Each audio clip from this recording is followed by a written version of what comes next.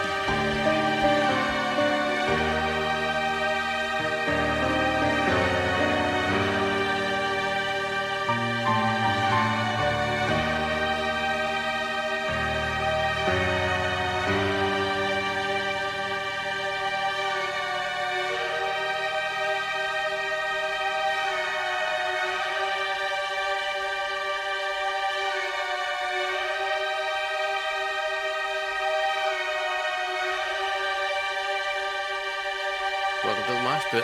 I'm your host. I'm your co-host today. I've got Ashley with me again because she's amazing. Hi, guys. I think I might become a permanent fixture as long as I don't piss him off too much. She already got mad at me today. She thought I blocked her on Instagram. Like, jeez. You know, we were scheduled to do something, and we were talking, and then it wouldn't pop up, and I was like, oh, great, I've been let go of already. Listen, I have a little more class than that. If I'm going to break up with you or block you or let you know that, hey, look, this ain't working, I'm going to say it. I'm going to wait till you get here so you waste gas, though. Well, you know what? That might be dangerous. Maybe, but speak of social media, today we're going to discuss a topic that a lot of people have talked about, but really haven't dove super deep into. Today we're going to talk about the warping of parasocial relationships to the fan versus the artist. Fanatic. Yeah, you could definitely say fanatic. It's gotten to the point, and I think, again, I know we keep circling back around to the pandemic, but during the pandemic, I feel like a lot of people saw the attainability of others through their phone, so they almost saw them as like a friend, like a person that they knew for real.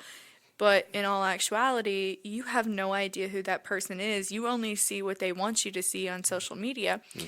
And I think the warping of that is what leads to almost stalking behavior and like seeing them in like a meet and greet or whatever, kind of weirding artists out. Like, you don't actually know me. Like, I'm glad that you're here, but like, just keep in mind, you have no idea who I am, and I have no idea who you are. Right. And also keep in mind, these people are just other humans. They're just people. They're not. That's always been my problem is everybody puts certain people up on these pedestals, and they're like, oh my God, they're gods. They're whatever. When someone asks you a god, the answer is yes. Anyway. I mean, yeah, and I mean, the one that I can think of that's really most prevalent, and especially from pandemic times, I know I keep circling back around to him, but Noah from Bad Omens during the pandemic times had a Twitch channel. And he also had a Discord server, which a lot of people did that during COVID times just to, feel connected. Yeah, I had one. The Pit had one because it was super easy to have it, build it, run it. Of course, with that came the rise of the spam and the bots, and those unmoderated Discord channels were terrible. Yeah, and I remember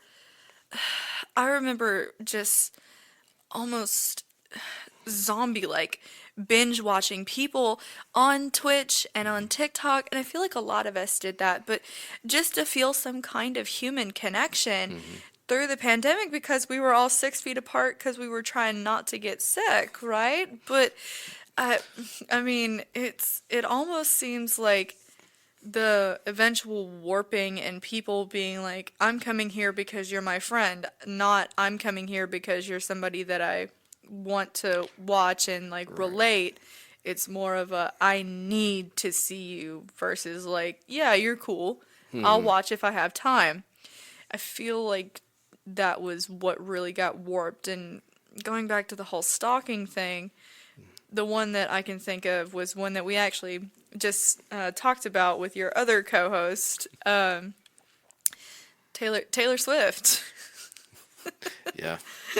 Yeah, and her whole, like, the fact that she has had a lot of issues with stalkers. And even before the pandemic, I mean, she lives in almost a fortress. Like, the place in Nashville, I know, is, like, fortress-like. Yeah. And, I mean, I know that she has to pay so much out the nose for security. I mean, like, Here's my question though: do you feel like stalking is worse on the? I hate to make it the sexist way, but do you feel it's worse on the females than the males, or do you feel it's about even? I feel like it used to be more prevalent that women faced more stalking behavior, but nowadays I feel like the playing field has really evened out. I mean, and especially just because it's really annoying because now everybody can literally suss out exactly where a person is based on a photo. And that gets on my nerves. I'm like, who literally get a life? Yeah. Who has that much time to suss all that out? And why are you being FBI agent about it? Yeah. I mean, unless like somebody's missing, then put those skills to use. But it's like full-blown stalking. But they never use those skills for good. I mean, we can go back to the one, and this one hurt me because I was a huge fan of her, Christina Grimmie. Yeah. I mean, that was absolutely tragic and avoidable. It was. And I mean, the thing is, and even with the Christina Grimmie situation, I think about Tana Mojo, the YouTube star who has, I mean, she rose to fame being problematic, but I mean, we also need to keep in mind Tana's just a person. She, is the whole brand of Tana, but like, she's just a person. She pays, I think she talked about this on the Canceled podcast, her podcast, about the fact that she pays like $10,000 every, like couple of months or so because she's dealing with like the third or fourth stalker in a while. And why would you do that? Like, what do you get out of trying to get to this person who literally has no idea who you are, even though you know who they are? Why do you seem to think that getting to them would make a difference? Right. That's something that doesn't compute in my head. That's the unstable side there. I mean, it's the same people who are like, going back to relationships even. If I can't have you, no one can have you, and it's icky. Yeah. I mean, I hate to say it that way, but it's icky. It really is icky, and like the whole "if I can't have you, nobody can," especially for me, and I'm sure a lot of people out there can relate, is a very triggering statement.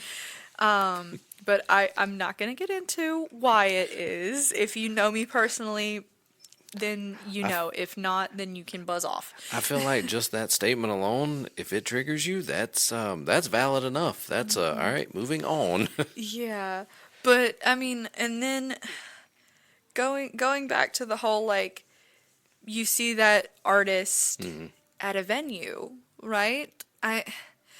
Unfortunately, venues, unless we're getting to arena size, can only go so far. So like going to like say the Masquerade or the Tabernacle here, you're really only going to get security at the front door and then security at like side stage, and even then it may not even be side stage, it might be literally right in front of the green room. Yeah.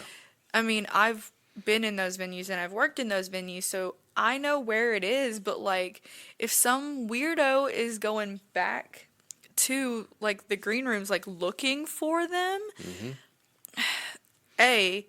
you are the problem and you're going to be the reason that some of these bands stop going on tour.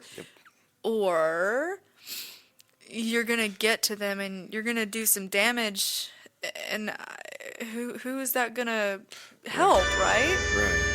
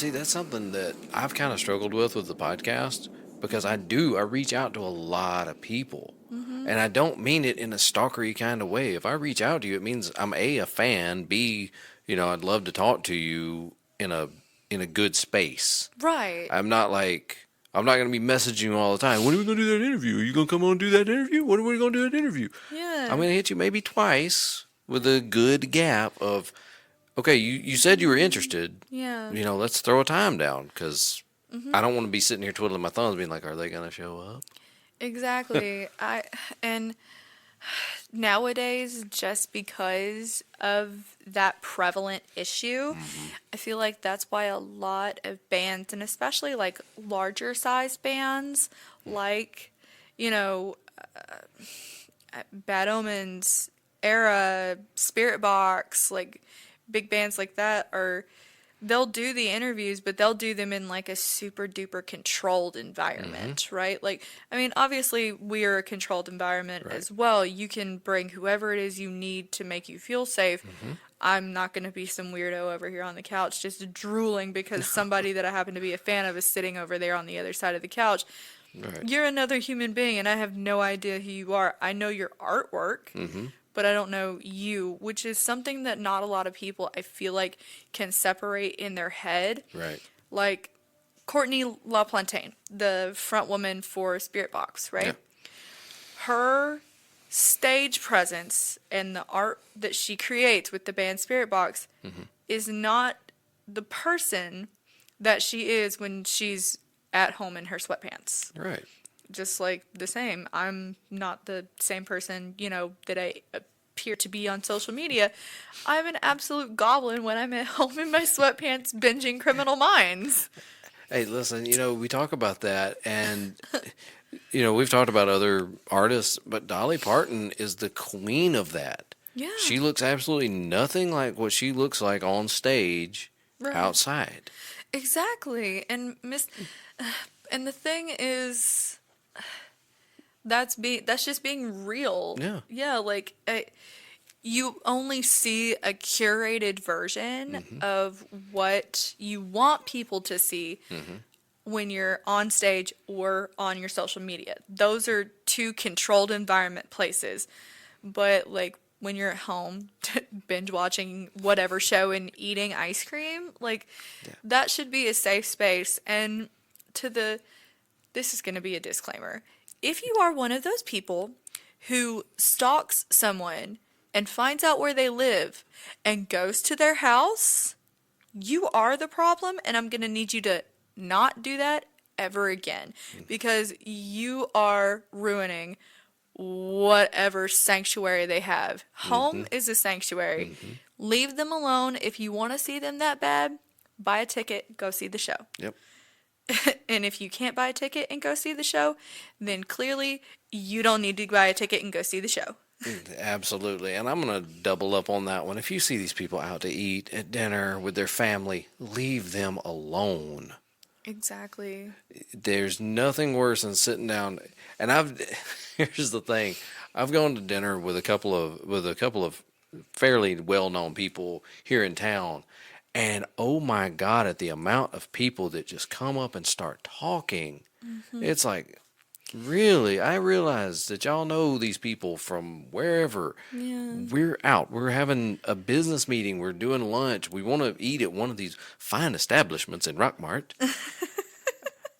We don't want everybody coming over and shaking our hands. Right. I don't like people that much. Like my thing is, and especially in LA, I'll say this. I like the work that's available out there, but I don't like Los Angeles. For the reason that happens more often than not, because, celebrities are in LA. Yeah. That's where work is. That's where a lot of the music scene is. That's where Hollywood is. My thing is, I mean, I know some people who are, I hate to use the word famous, because that's something that is just like, you're handed that title and it's really gross. You're still just a human being.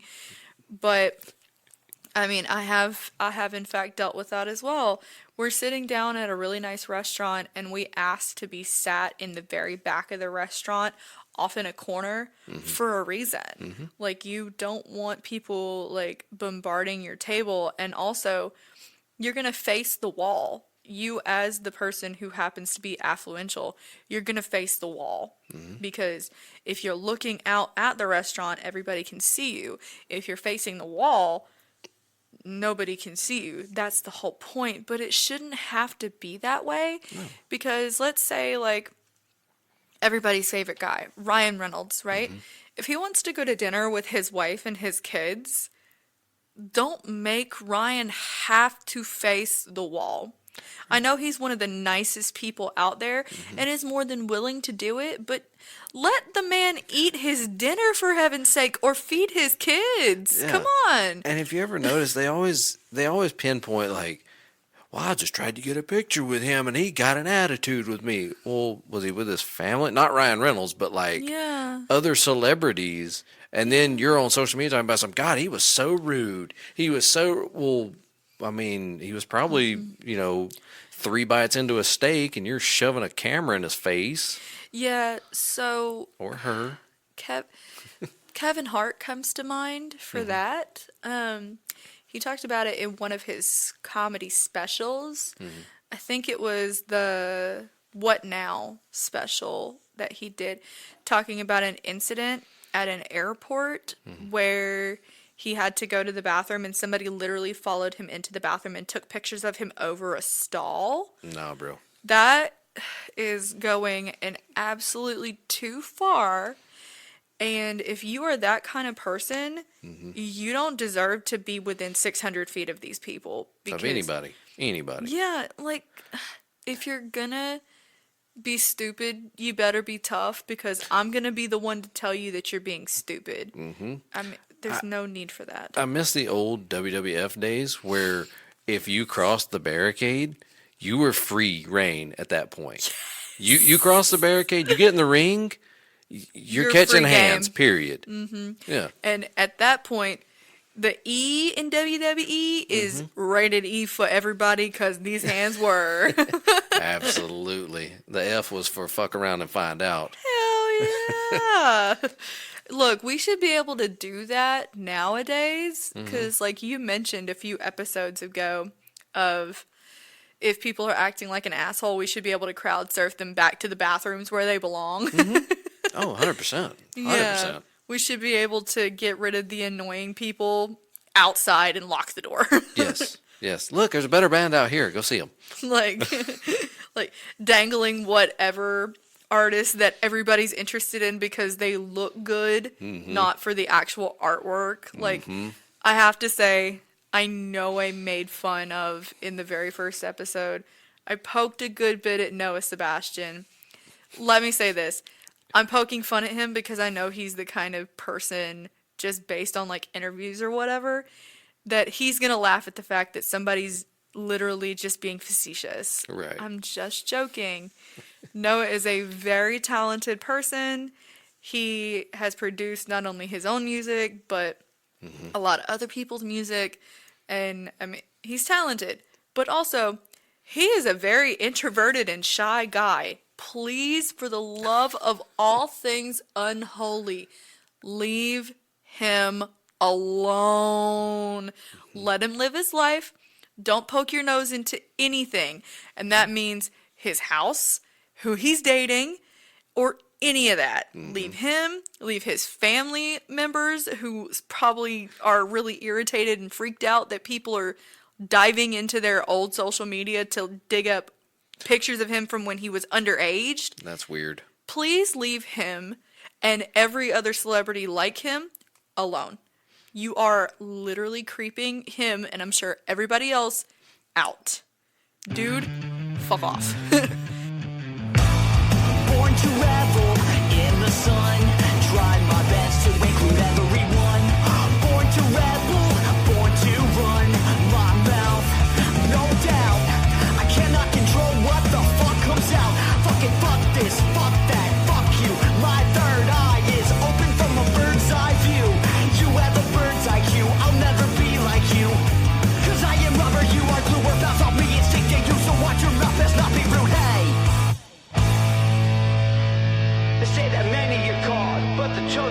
you. Process that they base off of who knows who.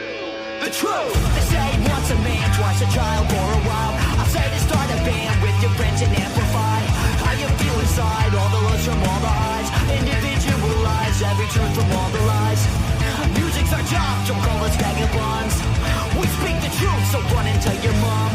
We're grown-ass men who aren't affected by society's whims, so hear the battle cry. Fuck the early bird, it does not deserve the worm. It did not put in the work, shove its beak straight in the dirt. Now watch these dirty birds spread our wings, take the worm, share the well. We rule the world, we live to win, we live to work. Rowdy rebel, wayward son. My mama told me carry on, always in trouble, born to run my mouth. No doubt, I cannot control what the fuck comes out. Hey, I rip when I rhyme, and sometimes I rhyme when I rip. Admit I'm blessed with the gift, man, I'll do something with it. I never run out of time, and that is just endless shit. I'm going out of my mind, man, on these hallucinogens. I gotta let my mind slip so that I don't lose the grip. Oh, yeah! Absolutely, I 100% agree, because there's just let these people live their lives. Yeah, they've got YouTube, they've got concerts, they're in your face, but they're not like, you're probably not their demographic. Right, like Noah deleted all of his social media because of that kind of behavior. You guys literally bullied Noah off the internet. That, or I should say, not bullied, because he's a big boy, he can take bullying, but you guys literally stalked Invaded his him space. off of the internet.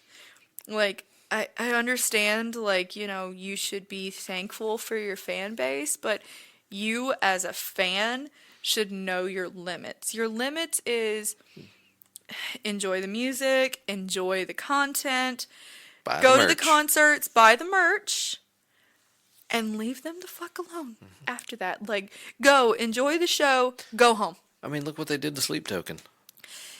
To whoever doxed Sleep Token, I will find you and I will hang you out to dry.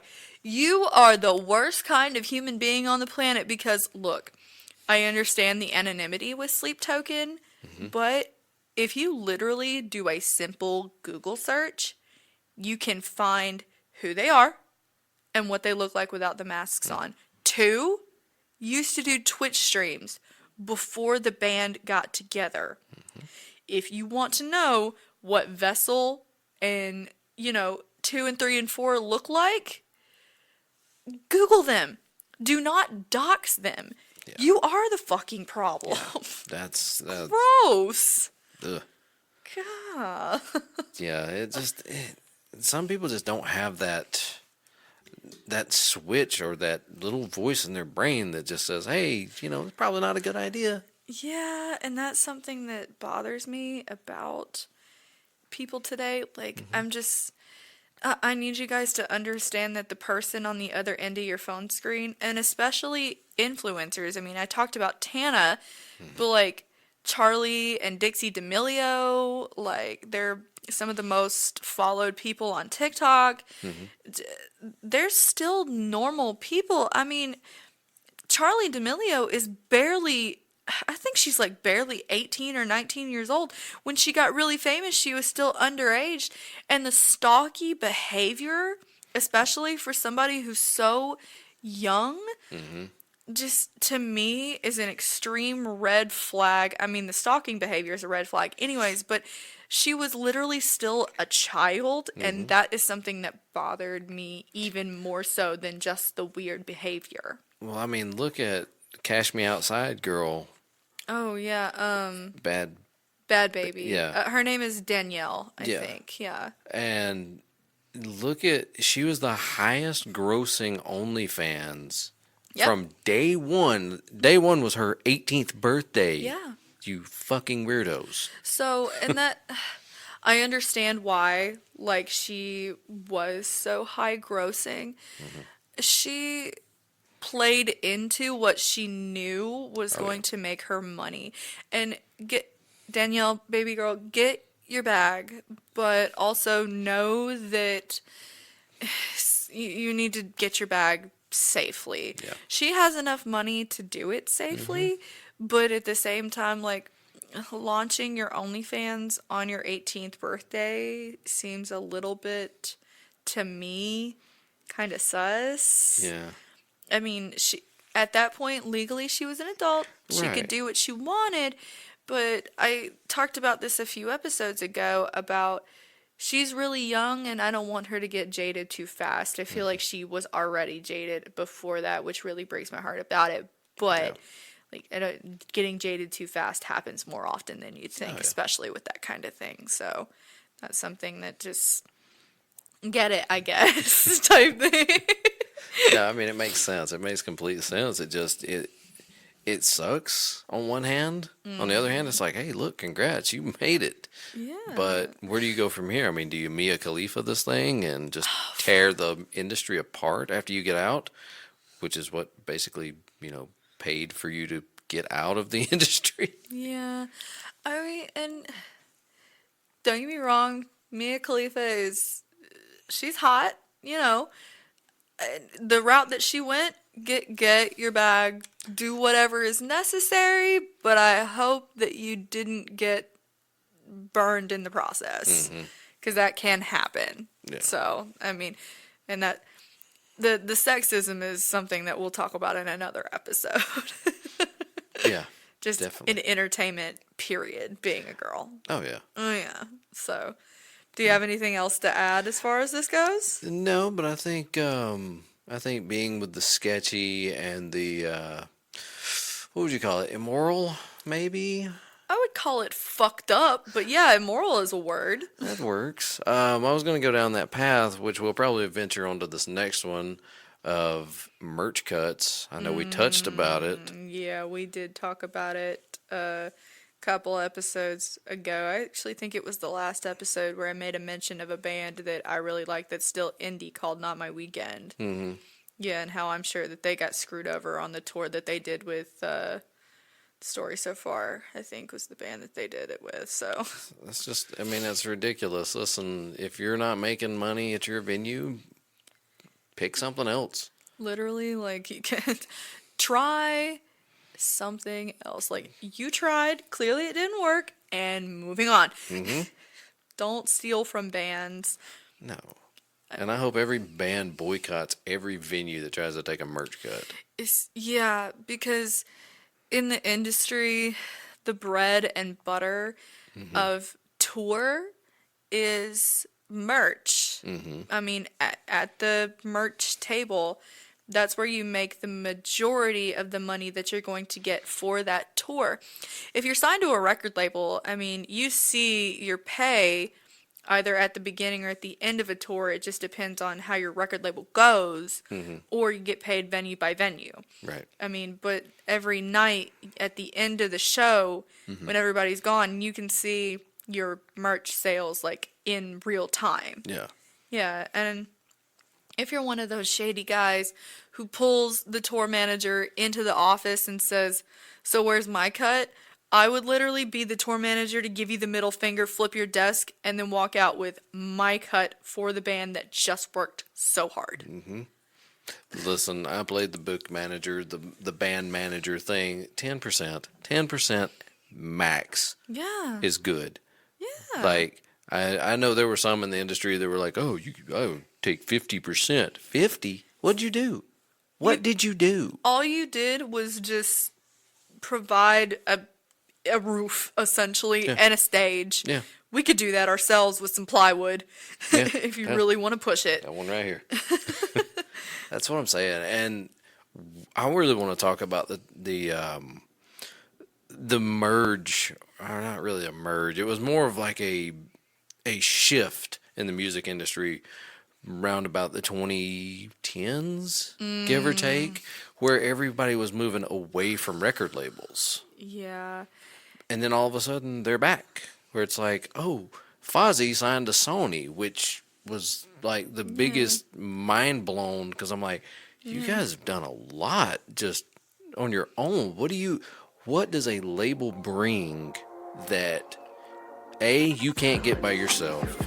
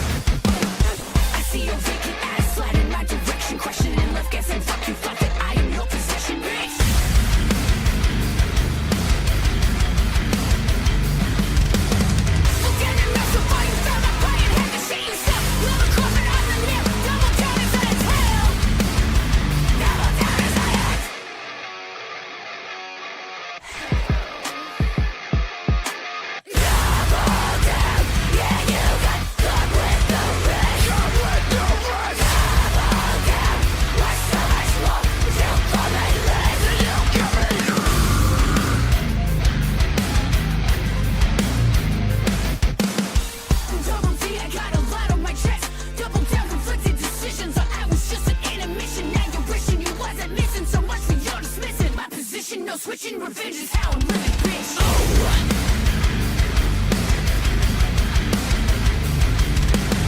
Look at it, mess up by yourself, like why you have to shit yourself. Never cross it out in the mirror, double down is on its hell. Double down is on its.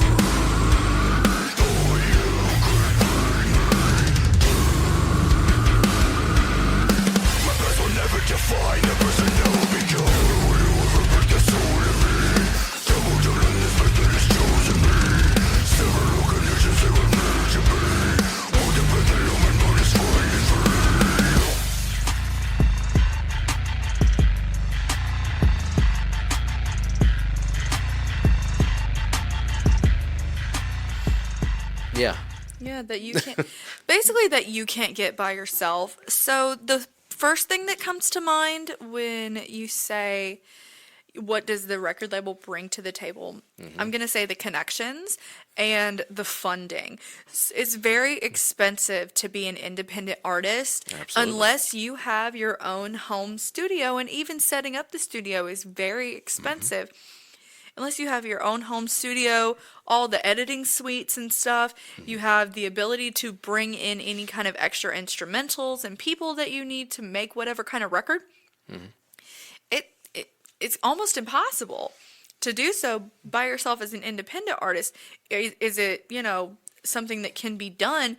Yeah, but it's going to take so much more time and energy, and it's going to pull away what I like to call like a polished shine from the end result, right? So, I mean, going back to Bad Omens, Noah and Jolly produced that record, and I mean they were signed to a record label at that point, and so I'm sure that like the production was fine because they had enough of the resources from the record label to do so. But imagine if Noah and Jolly had to have done all of that on their own. Right. How expensive it would have been. Because that record was very, I want to say cinematic almost. Or like Asking Alexandria, From Death to Destiny. That is a hugely cinematic album. And they did that on Sumerian Records, which is who they've been signed to since, I think, 2009. And, I mean, imagine having to do that all by yourself. The expense alone is enough to bankrupt 4 or 5 people. True. And then also connections. So like when you put out the record, right? Now it's time to go out on tour. Not just any Joe Schmo can book the Tabernacle. Right. You can't just book even Purgatory in the Masquerade. You have to know somebody. You have to be plugged in to book those venues. That's another thing that the record label brings to the table.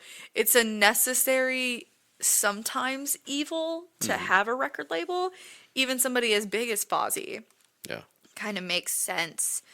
But, I mean, there are plenty of independent artists who have done it by themselves and done very well. But it's mostly been either you did it by yourself independently and it was through social media, which is only a recent thing. Right. Or you had enough money behind you to do it independently, which is something that some people have, but then those people have more money than sense sometimes, and it doesn't come out all that well, and you can tell it was forced. That makes sense. Yeah. That does. I mean, like I said, I've seen it from both sides because I've seen bands win without the label, and I've seen labels that just are thieves. Let's just call it like it is. Oh, No, go ahead and call it out. We're honest here on the Mosh Pit. Absolutely. The That's why we have the disclaimer. disclaimer is we're not going to call you out by name. But I am going to tell you that you're an asshole. But I've seen it. I've seen the, they won't. Take, for example, I pitched a couple of bands. Again, I was a band kind of promoter guy. And I pitched a couple of bands to another label. And I've done it to a couple of labels, honestly. I've worked with my share that I'm just, hey, look, you guys do your thing. Just, it's not for me. I'll just be honest. Because one wanted more of an image. They didn't care about how many followers they had on social media. Right. But they cared about the image. Yeah. Which was... And image does play a part, too. It does. Yeah. But then there was the other one on the other side that didn't care what their image was. They needed, 100,000 plus followers. Mm-hmm. And it's like, if they've got 100,000 plus followers, what do they need you for? Exactly. So that's, and also now in today's age of social media being God, like small black screens are your only gods now. Yeah.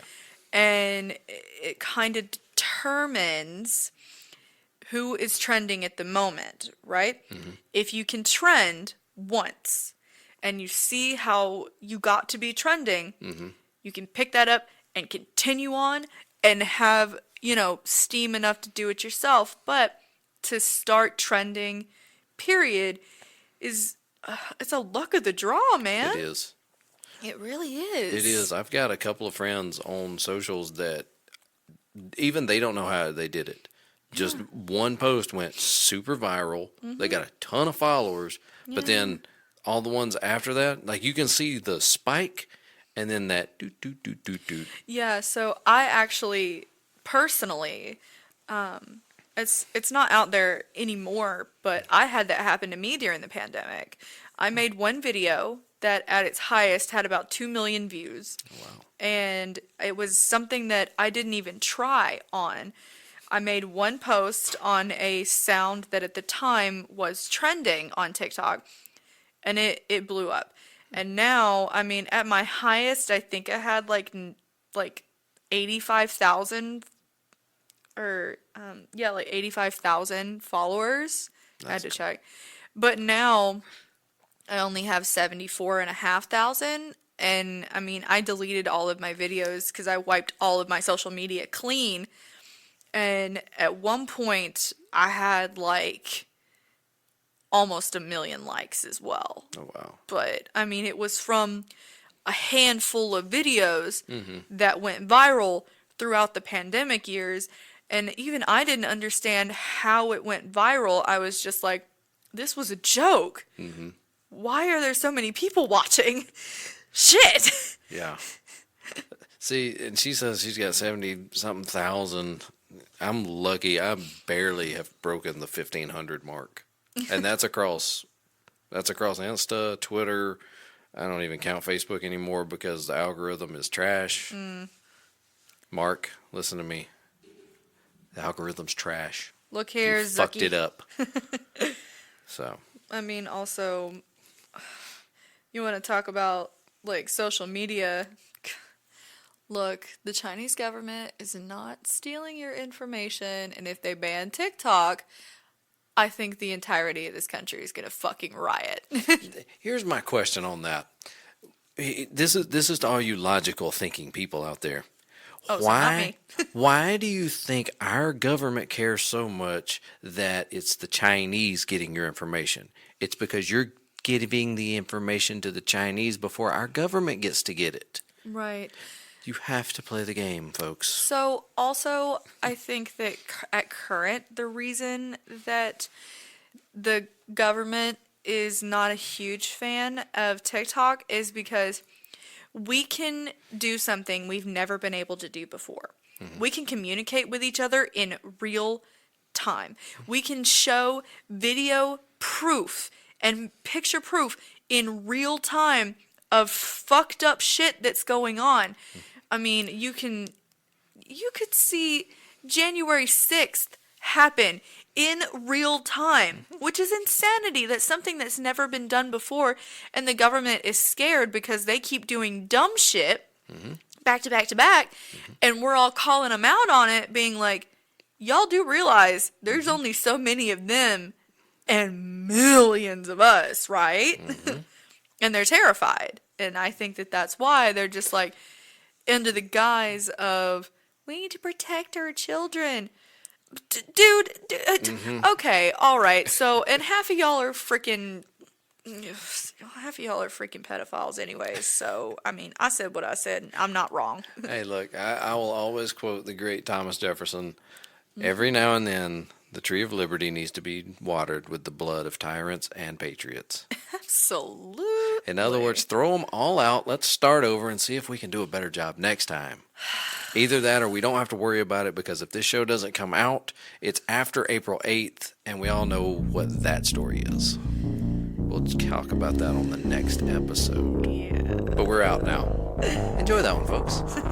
See you guys next time. Watching, waiting for signals from above to guide me. I'm ready, willing and able to conform, assimilate, and comply. Just tell me, where do you want me to go?